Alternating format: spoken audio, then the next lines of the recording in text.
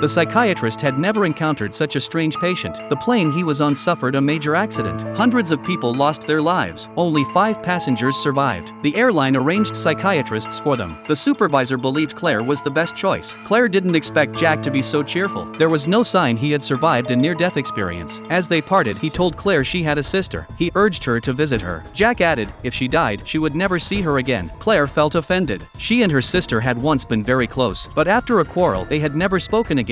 Claire gathered the 4 remaining survivors. Each of them had gaps in their memory of the crash. John only remembered an explosion, but Bella and Mark believed the plane had suddenly lost control. Ruth remembered nothing at all. Just then, a stranger appeared outside the window, watching them. As for the cause of the crash, the airline explained it as pilot error. Jack refused to join group therapy. Claire had to counsel him individually. He only recalled strong wind blowing in his face. Then he found himself on the crash site beach. The wreckage was in flames. He remembered nothing else. Instead, he grew interested in Claire. This made her very uncomfortable. When Claire reported to her supervisor, the survivors' accounts made her suspect a mechanical failure. The supervisor reminded her that was for the police to investigate. The 4-person group soon shrank without John. Bella also began resisting treatment. As Claire was about to drive home, Mark suddenly approached her. He asked her to take him away. Mark said someone was following him. He had also recalled images and sounds of the accident. He believed it was not pilot error. Mark felt his life was in danger. Claire had no choice but to take him home first. Later, she visited Jack again. She found him painting, and he invited her to join. Suddenly, barking outside made Jack irritable. He rushed into the street and saw a stray dog. They stared silently at each other. Neither noticed a car approaching. Luckily, the driver braked just in time. That evening, while doing laundry, Claire ran into her landlady. She couldn't help telling her about Jack. The landlady told her life is short, and one must pursue what one loves. At the next group session, only 2 women attended. Suddenly, a man named Franday appeared. He was very concerned about what the survivors remembered.